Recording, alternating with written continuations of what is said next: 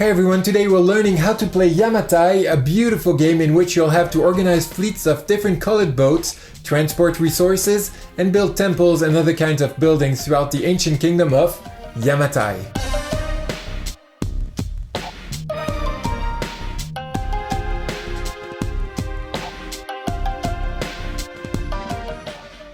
The legendary kingdom of Yamatai exists? Yeah, believe me, authors Bruno Catala and Marc Paquin have found it, and with the help of publisher Days of Wonder, they're inviting us in this beautiful maze of islands. However, their invitation has a purpose. The designers want you to construct buildings on the islands to grant Queen Himiko's wish, making the capital the kingdom's Pearl City. During the game, players earn prestige points according to the buildings they manage to build on the many islands of the board. To do so, they must first bring the required building materials by boat. Players may also recruit specialists to benefit from special powers and/or earn more prestige points. At the end of the game, the player with the most points is the winner. To set up the game, draw 5 random specialist tiles and place them on the 5 spots at the top of the board. The rest of the tiles just form a draw pile. Shuffle the building tiles and place 5 of them face up next to the board. The remaining tiles are left face down in the building deck. If any prestige buildings are revealed, place the corresponding wooden figurines next to the tiles. Here's a torii and there's a palace. Then shuffle the 10 fleet tiles and reveal 5 of them face up on the 5 first spots of the fleet track. Place the 5 remaining tiles face down on the last 5 spots. Randomly put a culture token on every single island of the board. The 7 tokens with the gray border stand for mountains, so add a mountain tile underneath each one of these 7 tokens. Lastly, remove the 4 blank culture tokens from the board. One of them is on the mountain. Each player gets a player mat, a little bit of money corresponding to 10 coins, a meeple, and 10 buildings in their color. Note that the number of buildings depends on the number of players. In a 2-player game, both players starts with 10 buildings. In a 3-player game, each player gets 8 buildings, and in a 4-player game, everyone gets only 6 buildings. Randomly place the players' meeples on the turn order track to determine the order of the first turn. In a 2-player game, each player adds a second meeple to their color that will be placed on the next spots in the same order as on spots 1 and 2. The rest of the components are simply placed next to the board. There's the remaining wooden prestige buildings, the coins for the bank, the prestige tokens, some sacred ground tokens, and of course the wooden boats. And since we're talking about them, know that the color of the boats is linked to the resources that they are transporting. From the most common to the scarcest resource, there is bamboo in green, wood in brown, stone in black, clay in red, and finally gold in yellow. The setup is now done, the game can start. Following the order established above the fleet tiles, players take turns and go through the 5 steps listed on their player mats. Some are mandatory, while others are only optional. The active player starts by choosing one of the face-up fleet tile. Each tile provides one or several boats and may also grant a special power. If a specific resource is no longer available, the player is not authorized to swap the boat with another color. The number on the tile is used to determine the next turn order, but more on that and on the special power a little bit later. After receiving the ships depicted on the tile, the player may buy or sell one and only one boat. This step is optional and limited to a single transaction per turn. The selling and buying prices can be found on the player mats, so the cost for bamboo is only 1 coin, while clay costs 4 coins. Gold is so rare that it is impossible to buy or sell. The third action is also optional. This is where players may deploy boats on the board, but they must follow certain rules. The first boat must be placed either on an empty entry spot on the left of the board, or on an empty spot next to another boat of the same color. There's no color restriction on the following ships as long as they form a continuous chain of boats. The player may then decide to place them in any possible order, or even choose not to place them all if so desired. But once on the board, the boats don't belong to anyone in particular, meaning that everyone can use ships already in position to place new boats. If a player decides to place boats, and if it is possible, he or she must clear an island or build a building. Clearing an island means that the player can collect culture tokens from the board. A player may grab 1 token per placed boat, and the tokens must come from islands directly adjacent to the boats. Culture tokens are used to recruit specialists, but we'll come back to that in a moment. Instead of clearing an island, players may build on an already cleared island that is adjacent to at least one of the boats they just placed. To build, a player needs to make sure the resources required by the tile are already surrounding the island, even if those boats have been placed by someone else during a previous turn. When building a standard building, like the tea house, the player places one of his or her own wooden buildings on the island. When building a prestige tile, like a torii or a palace, the player places instead the corresponding wooden figurine. In both cases, players take the tile, which is worth prestige points at the end of the game.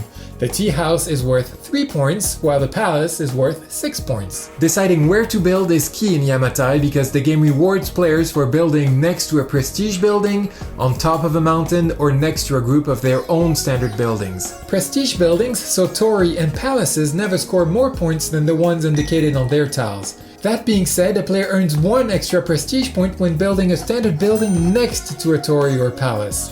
An extra point is also earned when a player builds a standard building on top of a mountain. Lastly, if a standard building creates or joins a group of at least 2 buildings of its color, the player earns 1 coin per building in that group.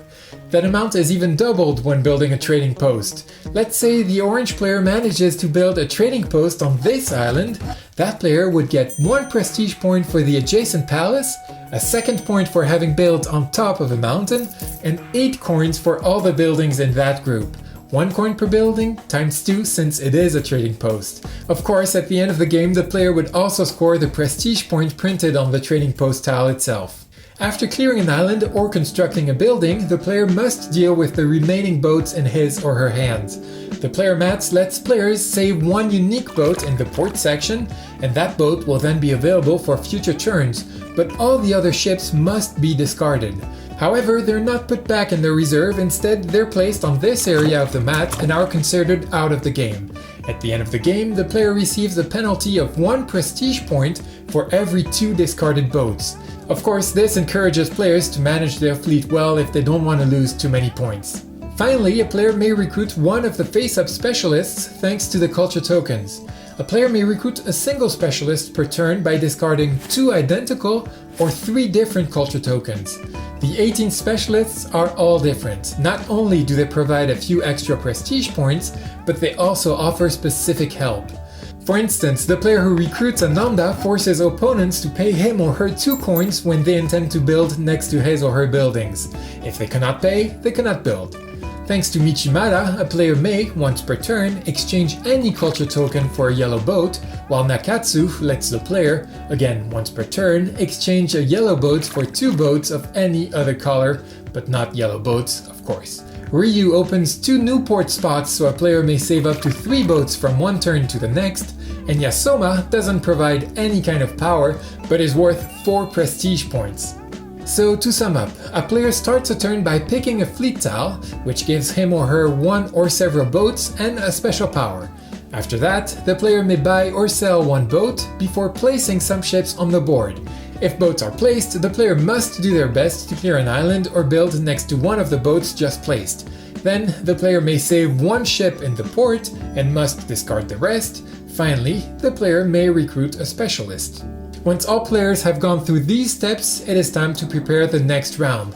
Add 2 coins on every specialist still on the board, then reveal new tiles to get back to 5 available specialists. From now on, when a player recruits a specialist, the player also pockets the money found on the tile.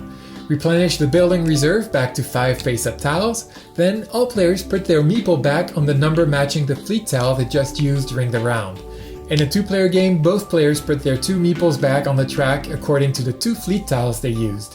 Slide to the left the face-down fleet tiles that were not used during this round, then reveal as many tiles as needed to get back to 5 face-up tiles. These are the available fleet tiles for the upcoming round. Finally, shuffle the used tiles and put them back face down on the available spots at the end of the track.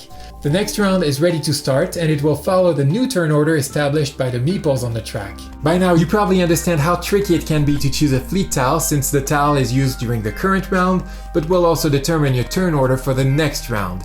But that's not all, because, like I said earlier, the fleet tiles also come with a special power that a player can use at any point during their turn. For instance, on top of a brown boat, the fleet tile number 2 gives the rights to its owner to reserve a building tile in order to build it later.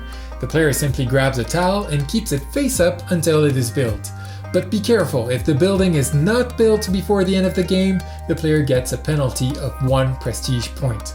Fleet Tile 5 gets a gold boat, but also a sacred ground token. When placed on an island, this token prevents anyone from building there. Fleet Tile number 8 gives some clay and bamboo, and it lets the player swap 2 boats anywhere on the board.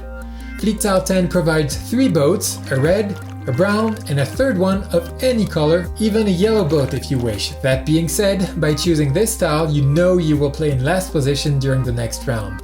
On the other hand, the tile number 1 assures you to play first, but it only provides a single green boat and no special power. So the fleet tiles have 3 functions. They give boats, they grant special powers, and they command the turn order for the next round. Choosing the right tile at the right time is crucial to becoming the best builder in the kingdom.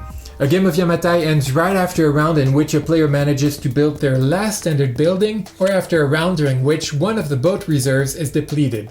The game also ends if there's not enough specialist or building tiles to replenish the reserves in between rounds. In any case, players tally up their points by adding up the prestige tokens they have earned to the points granted by the specialists they recruited and the buildings they built. They also get 1 point for every 5 coins they possess. But to this, they need to subtract 1 point for every 2 boats discarded on their player mat, and 1 point for every unbuilt building reserved with the fleet number 2. The player with the most prestige points wins the game. And there you go, now you know everything you need to know in order to become the greatest builder in Yamatai, so you can embellish the kingdom and most importantly, make the beautiful Queen Himiko smile. So have fun, and I'll see you in another episode with another board game on the table. Take care.